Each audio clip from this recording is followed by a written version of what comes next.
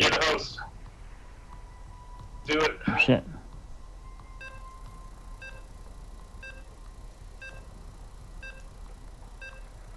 I'm going to open EMP, and then I'm going to try and get a little bit of farm. It's going to be a little difficult, but whatever.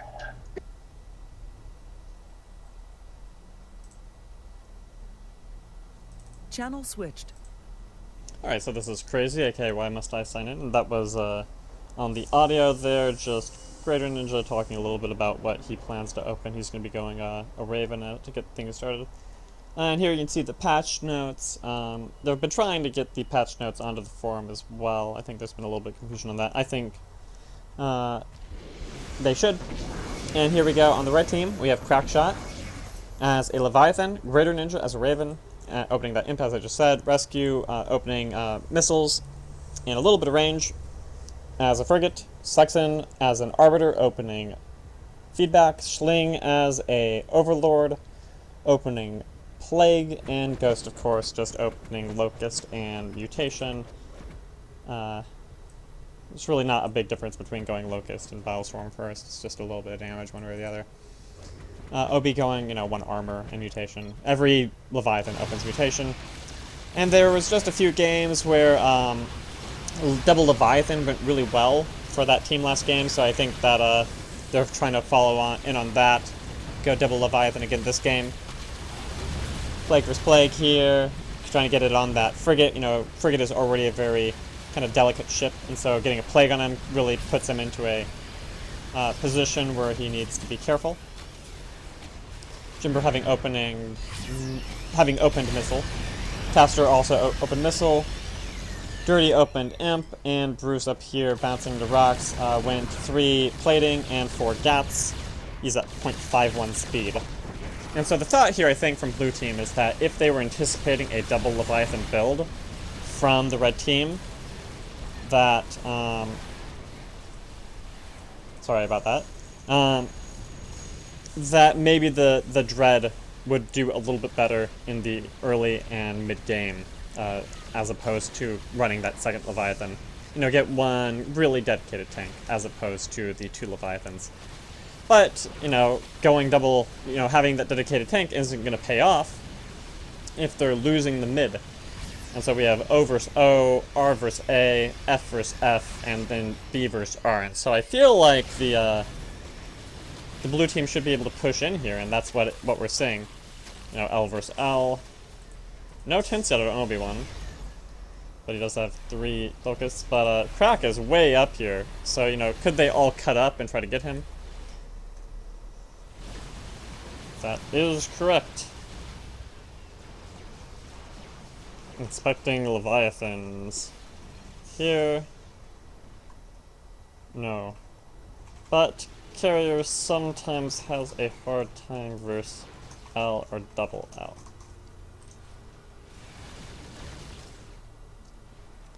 And so both teams were thinking that there was going to be a lot of Leviathan play, I think. And so, this is something we were kind of discussing. They're like, I don't think Carrier really is a strong response to Leviathan. So, do you want a Carrier up here in the side lane versus Leviathan? Well, generally the Leviathan will push the Carrier back, and that will be the way that'll set the tone for much of the game. Now, as the game goes further, can a Carrier, get those scouts and, pick off something, pick off, a low-life Arbiter, in a key moment, without putting yourself in such a risky position? Absolutely.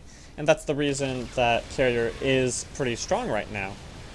But against Leviathan, in the early mid-game, Leviathan is generally stronger than the Carrier. And so if you want to avoid a hard contain, which will make it hard for anyone on your team to do anything, then I don't think it's unreasonable to opt out of the Carrier. But, it is just a strange decision, seeing how strong Carriers were the last few days, in the last batches of IH yesterday. And so something I haven't really showed usually is just the point rating. I generally ignore rating in IH because rating is more a solo play deal a lot of the time. It's not very representative, but, just to mix it up, maybe I'd think, you know, are these ratings at this point meaningful at all?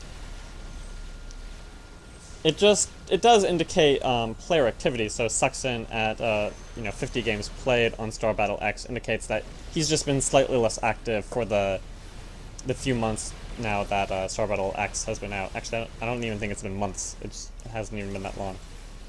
Stars are pretty meaningless. But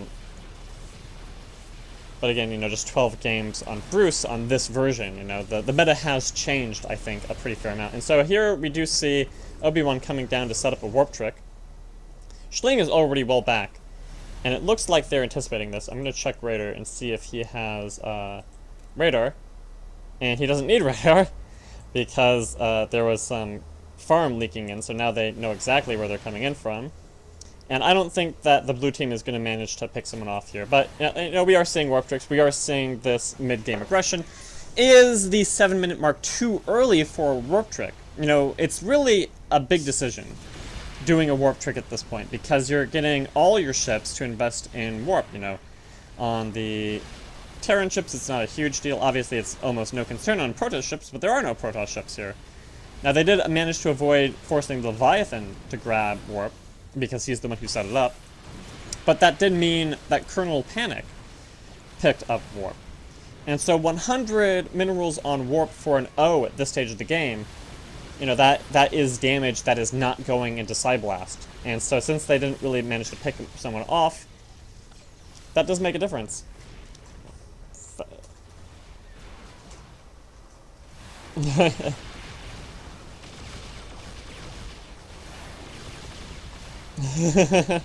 Yeah, I mean, we're both thinking the same thing here, is that on the one hand, it's the one point where a warp trick is actually slightly more likely to work, but the likelihood that you're going to have the damage to generate a kill is lower, right? And so a lot of people will do, you know, the big warp trick not on the first back, but on the second back. And so that's probably Washburn coming to come join me. Do you have a mic, Wash? Yes. Alright, so, yeah, this is kind of what I was just saying, is that the appeal of the 5-minute warp trick is that that's the point where it's unlikely the Raven is going to have radar. But I still think it's generally inadvisable to do a 5-minute warp trick, because you're unlikely to have the damage output to get a kill, and that means that, like, ColonelPanic is probably the one most affected, because now that's all... You know, that's 100 minerals he's not putting into Psyblast damage. There is one thing I do like about it, though, and that it forces the other team to go back, no matter what. Well, but they're, at the 5-minute mark, they're going to be going back anyway, right? I mean, at that point, they want to go back. They want to go spend their minerals. So forcing them back isn't helping you, because that's what they already plan to do. So what you're doing is you're forcing 5 ships on your team to invest, you know, 75 to 100 minerals each, since there's no Protoss ships here. And so it is a bit of an investment, and I don't think it paid off for them, but it didn't hurt them too much, because they are managing to get this brief contain. And now they all have warp, so it could be something they could use at a later time. Yeah, they can keep warp tricking every time now, and so that's going to at least it forces GreaterNinja to pick up radar, probably. Let's see, does GreaterNinja have radar now? Yep, and so GreaterNinja, you know, did get radar at this point, and so that's 150 minerals that they basically got back, right? So it's not a terrible investment. Even though I do think that at and I'm not sure that they could have held this contain any longer if they had more damage on Psyblast a little bit, right? So, yeah, I actually would have gone back a little bit earlier so they can come out with the siege creep, but pretty even right now. They probably want to try and get a little ahead. Yeah. And so Rescue is going pure missiles, pretty much. Shling is at 300 energy and 5 mutas, so he's going kind of a greedy build. You know, he could have more energy or Psyblast damage, but he doesn't. Suxen picked up Phantom. It's always fun. Yeah, and so since, I guess, Rescue's not going Fusion, there's no point for him to pick up Stasis, right? So they're not really going for anything cheesy, and I think that's a good decision. And the IHs yesterday, there were a lot of matches lost to failed Stasis Fusion cheese. Yeah, I was in one of those. I actually went back just to see what happened, why we won, and watched your video. And yeah, that's a substantial investment if you can't make it work. I think you even mentioned that in the cast. Yeah. That 400 for stasis and the torp for 400 when that could have all gone to missile and more energy. Exactly. And They're they're going gonna for kill that the Phantom. Oh, they get the kill on the Phantom. Hey, exciting. Any sort of kill in sort of this just perpetual farming mode, right? Arbiter stalled. Oh, he's got force fields, he doesn't care. And Tassadar going The rocks Yamato there instead for of cover. Nuke. You know, that last game, the BC going Nuke, I thought was a decision. I'm not entirely sure I disagreed, but it definitely did not pay off. I wasn't there for that. Yeah, there was this. It was really unfortunate. So the red team was setting up a warp trick, but while they were setting up the warp trick, their Leviathan got caught out of position. And so while they were setting up the warp trick, the Leviathan died. Then their warp trick is in position. They come in, they drop their nuke, but their nuke target manages to outrun it. So now they're down to Leviathan, wasted their nuke, and you know you can pretty much that's the whole game right there at that point. Crazy. I'll have to watch that. Yeah, it's sad. I mean, it results. You know, they hold on for another like 10 minutes or so. So, you know, I stay around, but it's like pretty much the game is over after something like that, right? I mean, there's very low chances of coming back from pretty much a free kill and a wasted ultimate.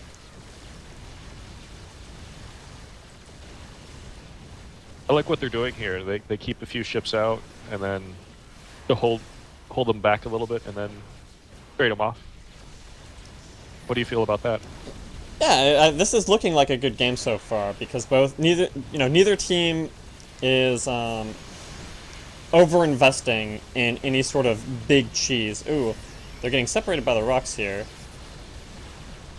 but I think they're okay. You know, if Suxen had Chrono, blue team would be in a slightly worse position. This is one of those points where you're like, Jimber's pretty close. Yeah. Whoa, Ghost slightly overextending there, with the rest of the team backing off. But I don't. Oh, this is looking good. And then the levies on cranks on the top.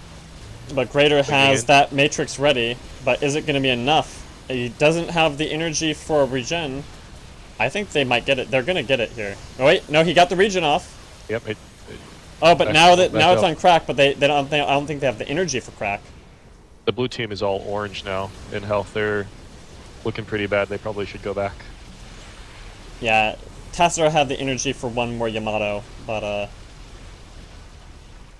Dirty manages to avoid not bouncing on the rocks. Yeah, if I saw a crank coming up around that corner, I probably would not want to go in for that Yamato either.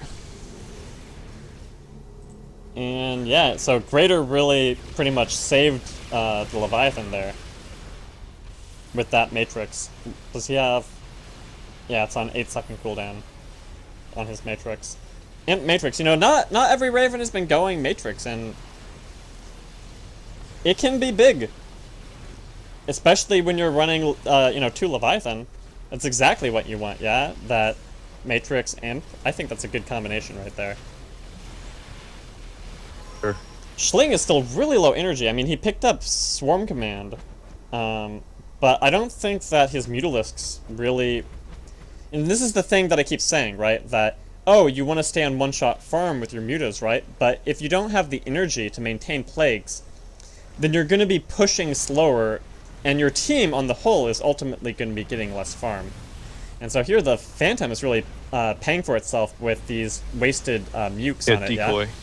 Yeah, that was like 500 total energy right there, so... You know, Tassadar is at 400, Jimber's at 400, so it's not a huge investment of energy. Yeah, Bruce wishes that was real. Like, if it was real, they're gonna get it. And Ghost has Frenzy. Craft Way more Psyblast on the blue team.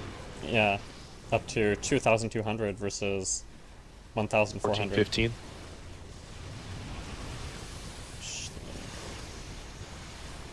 A lot more energy on it too.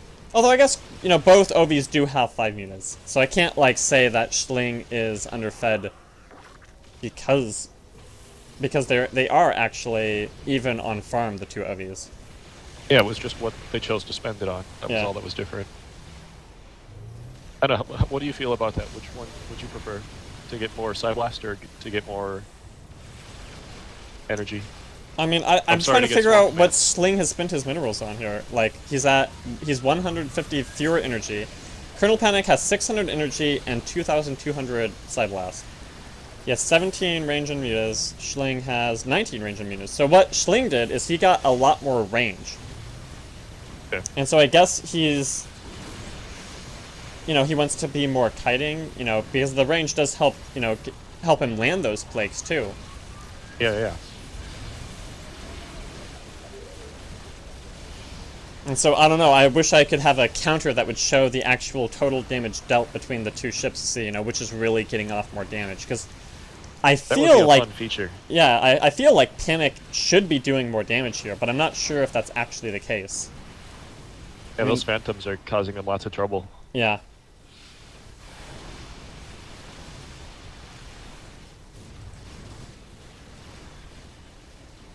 "15 seconds cooldown on Bruce's protective field, so I think he's still just barely started that. He's at 425 energy. Like, I'm not sure why he has so much energy and so little cooldown on the protective field, because I don't think he's ever going to be out of energy in such a way. Looks like he's going to set up a warp trick, though. Blue team big on the warp tricks. But at this point, they have to know that Ninja has radar, right? So I would assume that. Yeah, so Ninja, they can see it coming. The Phantom. They're going to see if they can decoy them again. Yeah. If they fall for it. And yet they are. Yep. Wait a minute, I'm not taking any damage to that. Yeah. I mean, it's nice to be able to come out fast and strong, right? But now, and Bruce was only sitting on 200 minerals, so it's not that big of an investment. And now they should be able to warp trick on the Phantom. No, I'm kidding. But man, that would be a sick warp trick if they could. Oh, sending Phantom up? Because then if you wanted to give up, you just let the Phantom go. It wouldn't matter. Yeah. That would be so nice. If you're going to do that, you might as well make it so you can warp to the Observer. That would be interesting. I mean, yeah, but I do agree with you on the scores, though. I'd really like to see damage dealt throughout the game and the summary screen at the end. That would be pretty nice. I mean, I know that, like, Entropy Tower Defense found a way to do it, but that's on, like, a tower defense. I'm not sure that you could get, like, individual abilities on a hero like this. I'm not sure. I feel like it must be possible because they're pulling some of those stats for the achievements. Yeah? I don't know if they can give it to you at the end of the game, or maybe you can just look at it before you leave. Like if there's a summary screen before you leave, but... Actually, yeah, you used to be able to... Wow, Obi-Wan kind of stopped for that bioplasmid. Ooh, and Dirty is getting tentacled by Crack. Yep. They're gonna... Is Crack gonna go all the way here? Here's the frenzy. And now they have to... If they can't get Crack here... Oh, yeah, but he actually had... Oh, no, he didn't. He just has 0.71 speed, and his frenzy still had enough time that he could get out. Oh, Ghost now going deep. Oh, and there goes Obi-Wan. Yeah, this is pretty much over, I think. Oh, yeah, no, this is definitely over now. So, what we're seeing right here is the appeal of 2 Leviathan versus Leviathan Dread, I guess, is certainly part of it. I mean, just having the Leviathans be able to get that frenzy and get corruption off. And sure, Bruce can take all the damage, but, you know what, I wish I could see his upgrades, his passive upgrades, to see, double check. No, he definitely does not have the thing where he draws enemy fire. And with 2 Leviathan, I think he needed that. Like, I think that instead of getting some extra energy, it would have helped if he had, the thing that draws enemy missiles to him. I don't remember what it's called right now. I don't get it that often, but here it would have been necessary. Yep. Too bad. Alright, well. It was still a pretty good game. It was kind of surprising that it just suddenly... You know, that's how it is with Leviathans, is that you're not really expecting, you know, a big play suddenly, but they just charge up, and then it's over. It's a flexible ship. It can do a lot. So it can tank. It can damage. And so yeah, I think that it's not surprising that there weren't any carriers that game when, you know, both teams were kind of expecting at least one Leviathan on each side.